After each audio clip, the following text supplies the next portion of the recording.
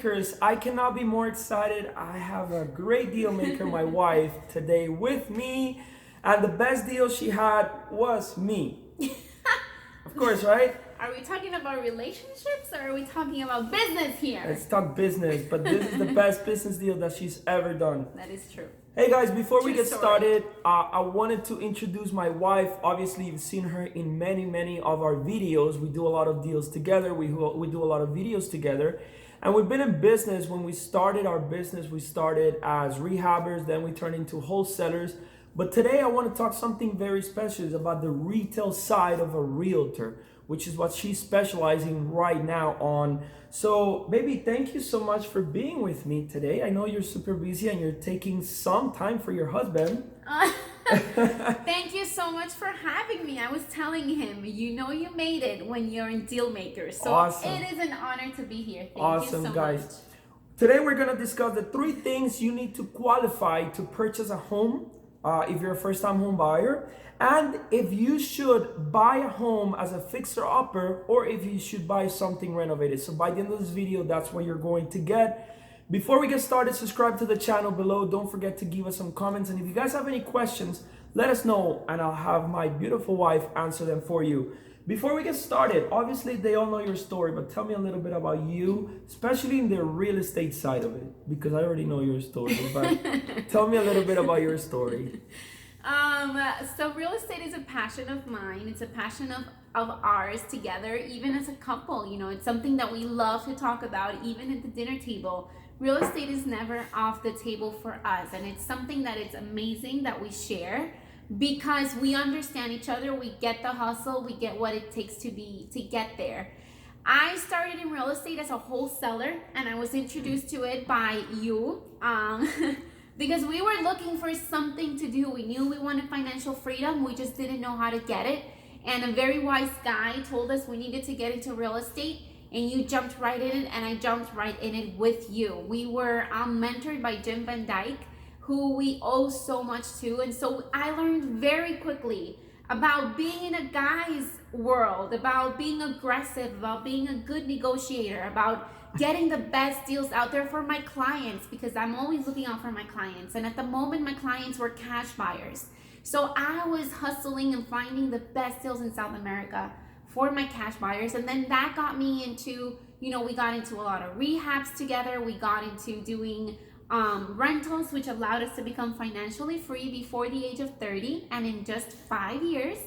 And then we did a lot of courses about real estate, teaching people how to get started and how to really create a foundation for a long-lasting real estate business, which then took me to being a real estate agent, which I have to say it's a new endeavor that I've taken upon.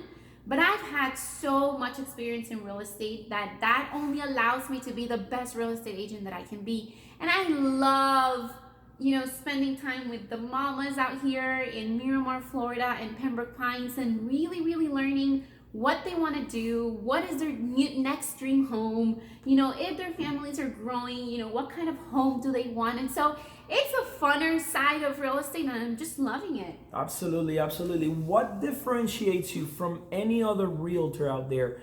You come from we come from a wholesale perspective, from an investor perspective, but what makes you different? What makes you special than any other realtor out there that has a business card and a picture? So what makes me different is definitely being aggressive in a nice way.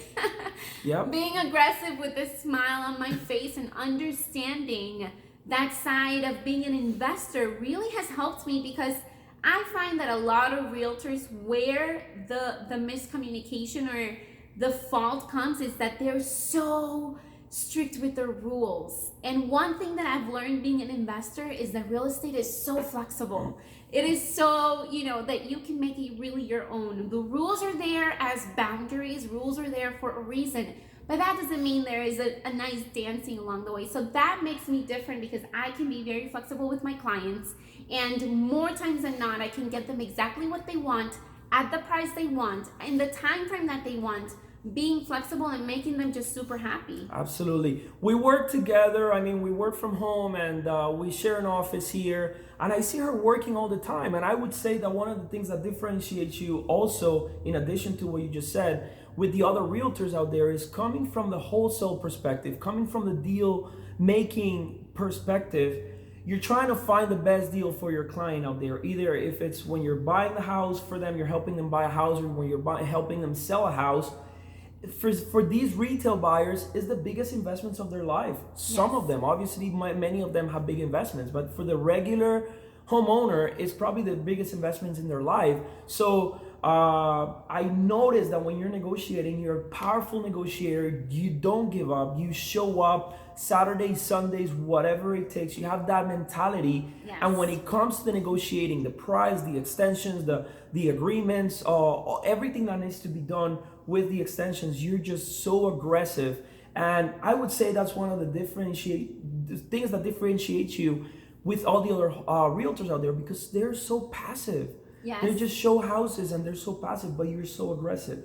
Absolutely. I agree with you 100%. I'm a powerful negotiator. Bottom line, I'm going to get my client what they want, whether it's an investor, like you said, or a mom, in their home, just trying to get the next dream home, whatever that is. I can get you the best deal, whatever you need. Absolutely. One thing that popped into my mind, as a realtor, when you're getting a commission, you're trying to sell for as much as you can, because the bigger the purchase price is, the bigger your commission. But with this lady, you were fighting so much to get her at a lower price, which is contrary to any other realtor. You were more focused in helping her find a better deal at a better price, even if your commission was going down. And you were able to negotiate, like, I don't know, I think it was like $20,000 under the asking price for a property. That was impressive. That was awesome. I got her the best deal that I could get her. She was so happy. And at the end of the day, for me, because I've been in this so long, I know it's about making the client happy. That's the bottom line. That's how I know my commission has been paid, is when I know my client is absolutely ecstatic about the home she's getting, but even more about the price that she's getting. Absolutely. And that's what I strive for every single time. Absolutely. So I have a question that I asked many people, and many experts have a different response, different answer to this. Okay. Would you live or would you rent would you buy or rent where you live? I've heard this question a lot because I watch all deal makers. And yeah, everybody has a different answer. And my answer to that is I would buy 100%, hands down. Even as an investor myself, as the investor chip that I have on that you can never take off, I would buying a property, a home, is so important as far as confidence goes for your kids. It is not the same to say that you rent your home or that you own your home. Your kids listen to these things and they grow up far. There's studies that show that kids whose home is an own home by their family, they grow up to be more confident, more outgoing. You have a steady roof on top of your family's heads every time. You're not going to get a call ever saying, hey, we need the house to be vacant at this time.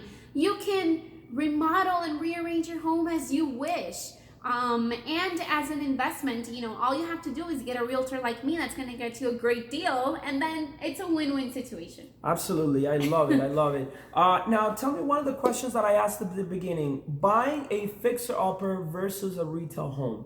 That's one of the questions that many retail buyers or first-time home buyers ask, because obviously the more beautiful the house is, the more expensive it's going to be. If you buy under market value, it's probably going to need some updates, floors, kitchen, bathrooms, things like that. But tell me a little bit about the pros and the cons about buying a fixer-upper or buying a regular home.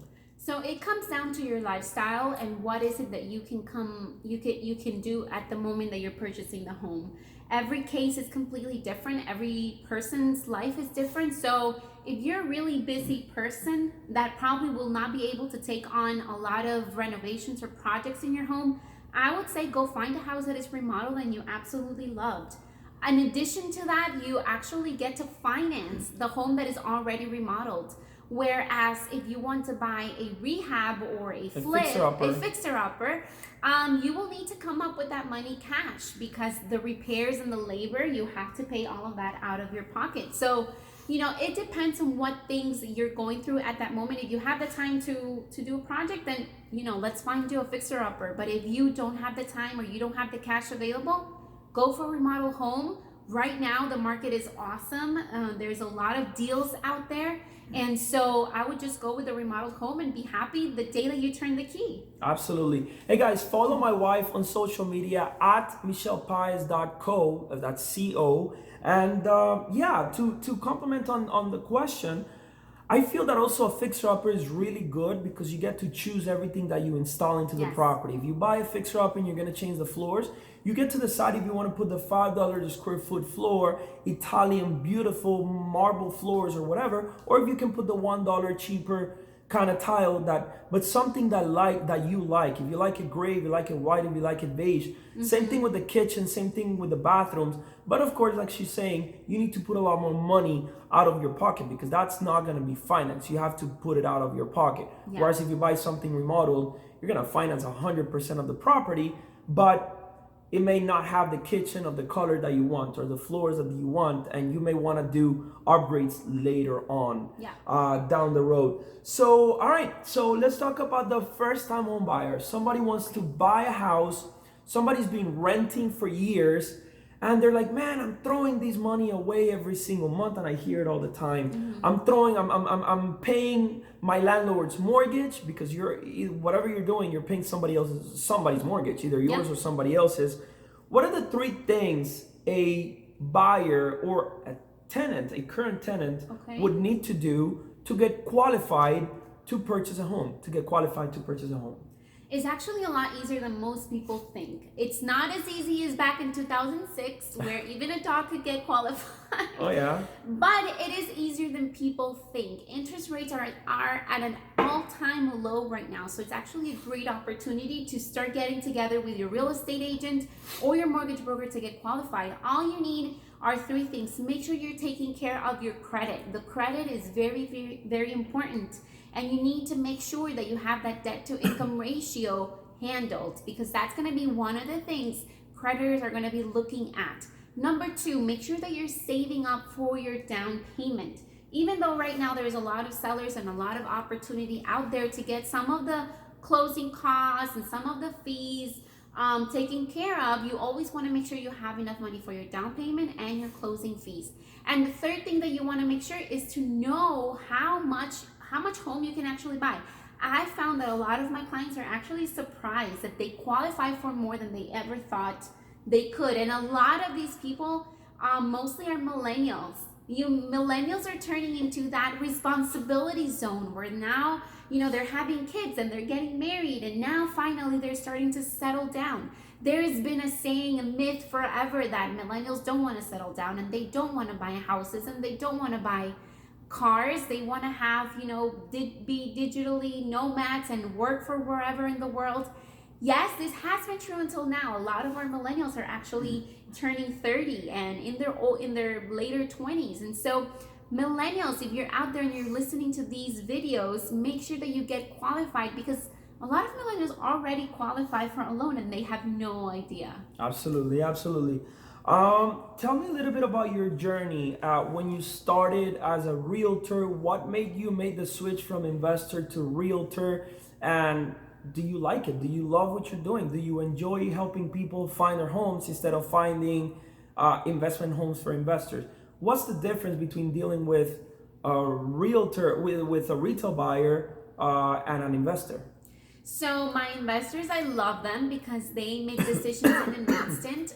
It's been an amazing journey working as an investor, as a wholesaler, which I still invest, and I still help investors find properties here in South Florida. But I have to say that I love the family side of being a real estate agent. I love helping families. I love to sit down, just like you and I are doing right now, drinking coffee with a mom who just dreams away their new home. That is a part that I truly, truly love. And, I'm working now even more than I did when I was a real estate agent. I mean, a real estate investor or a wholesaler. I'm working Saturdays and Sundays. So these are days that were family days for me. But I'm spending them in the most amazing ways, helping people make those real estate dreams come true. And so what I have to say that I love about this is just, seeing people's heads go like, whoa, I can actually afford the house of my dreams now.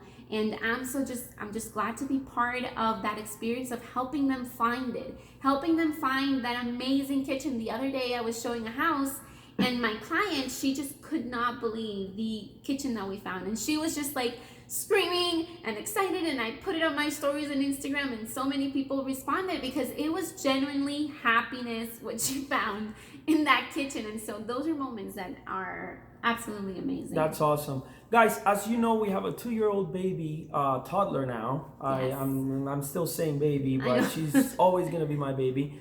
But you were discussing something on your Facebook group a few days ago that caught my attention, and I keep going back to it, and I want to share with you guys. There was a question in one of the groups that she is part of in Facebook, and they were asking if it's okay for you as a realtor when you're showing a property to bring your baby daughter, to bring your baby son, to bring a family member that is not even a realtor, but to come with you to a showing. How would the other family live? What's your perspective on that? So my answer to that was, if you believe that you are in the housing market, you're absolutely dead wrong. Real estate, especially on the retail side, especially as a real estate agent, we are in the relationship business.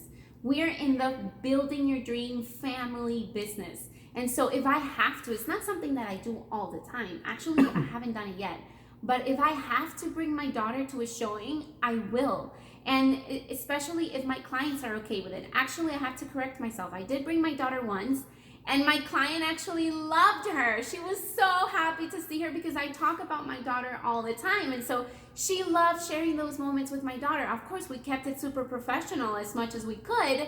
And you even came along. So it was like a family thing. She had her kids, I had my kid. And so we connected even at a much more deeper level because I no longer was her realtor. I was her friend. I was somebody that she could relate to.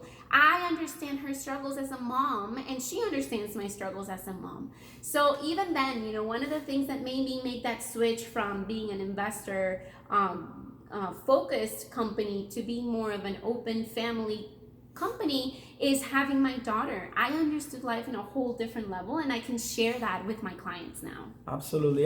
That was great. Yeah, we say it all the time. We're in the relationship business. We're in the people business. We're not in the housing business. Nope. Whatever you're doing, whether you're selling cars, you're selling stuff on Amazon, whatever you're doing, you're in the relationship business. If the person on the other side of that email, on the other side of the telephone, in front of you, on the other side of the table, is happy with you and having a great deal, they're gonna come back to you again and again, and they're gonna refer your people. Yep. Before I got started, I asked you guys to subscribe to the channel below. Baby, would you tell them to subscribe to our channel, please? You guys, if you haven't subscribed to our channel and you're just searching for free videos, you are dead wrong. You need to subscribe because we have amazing content and cash flow talk. This guy right here, he has connections like you have no idea. And he's bringing them to our YouTube channel every single week. So you better subscribe so you don't miss not even 1 second of all this amazing content he's putting together. Awesome. You're helping me too. So also follow her on social media, on Facebook at Michelle Paez, and on Instagram, michellepaez.co.